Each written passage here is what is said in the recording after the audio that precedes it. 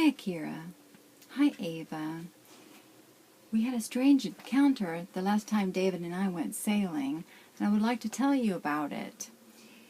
Have you ever walked along the beach and saw no seashells? Maybe a few broken ones? Well, David and I set off for a sailing adventure in the Gulf of Mexico. We stopped by a deserted island called the Marquesas. It's an atoll. It is made by a giant meteor. It would come down and crash in the middle of an island, and it makes the island a horseshoe. In the center is some water.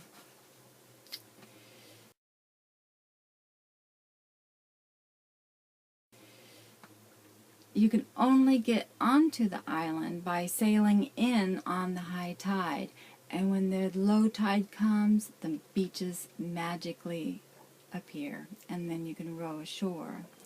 We explored this island with our dog Speck. I was so surprised not to see any big seashells, especially since it was a deserted island. And Speck was out playing with the hermit crabs on the beach.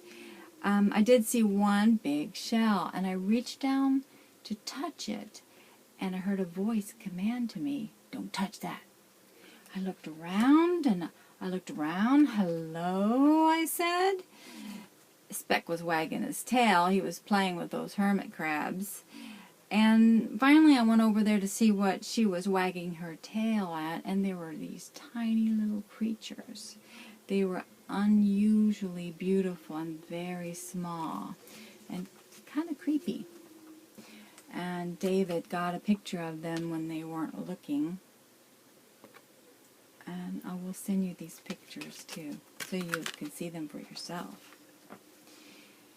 Well, I was so enthralled with their beauty. I said, "Who are you?"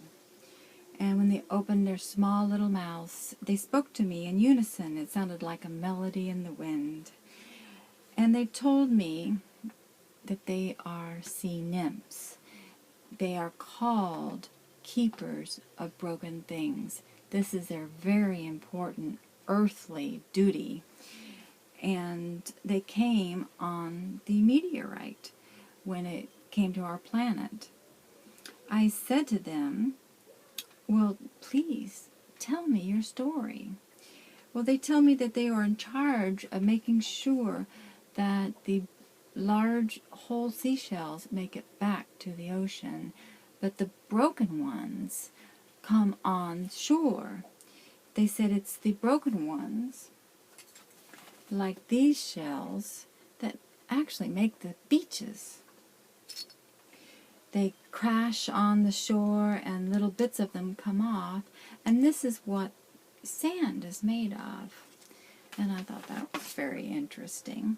They also told me that coral breaks off from the ocean, and it's their job, very important job, to make sure that these broken pieces get on the shore. They say when these things break off, there's tiny little animals and creatures that live inside them, and they have to help them find a new place to live. And then they take these broken pieces and they put it on the beach. You see, when these break on the shore, it causes calcium to come into the ocean. When the rain falls on the ocean and when the fish pee in the ocean, it causes the ocean to be acidic. And it's this coral, it's the calcium in the coral that buffers the ocean, and that keeps everybody alive and keeps everything into balance. This is very important. Then they said, "Do you see all those sea fans along the shore and the driftwood?" I think you probably have too. I might have some pictures of that too. And it's lining the beaches. And they told me that they put these on the beaches, and this is what keeps the sand on the beach. If it wasn't for this driftwood, that would just roll back into the ocean, and I thought that was pretty nice. And they said they don't do it for people, but they do it for the sea turtles. You see, the sea turtles, they come up on the beach, and they dig a hole, and this is where they lay their eggs. And without the beaches, the eggs would just roll down into the ocean and be eaten up by other animals. And this keeps all of the sea turtles healthy and alive. Well, I said to them, why hasn't anybody ever heard of you?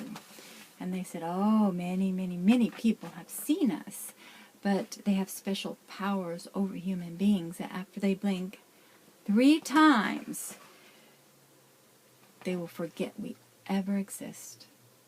This keeps us safe. And then they giggled together. I told them I have 2 granddaughters by the name of Ava and Akira, and that they would love to meet them. And they hugged each other and they said, oh my, those are beautiful names. What beautiful names their mother has given them. They said, we hear children laugh on the beaches and call to each other, but we have no mother and no father and no names. They said, we will give you and you and Ava and Akira special favor to remember us. But they asked one favor of you, that you would name them. And they, since they don't have names, they ask you if you would give them names. And they promised me one day, if you are walking on the beach and you whisper their names, then they will appear to you. And then you will know that the story is true. I want to wish you both a happy birthday. I miss you very much, and I love you very much. And hopefully I will be able to come and see you soon. All right, bye-bye. Okay, let's try it again. Not perfect yet. Hello, where are we going? Woof, woof.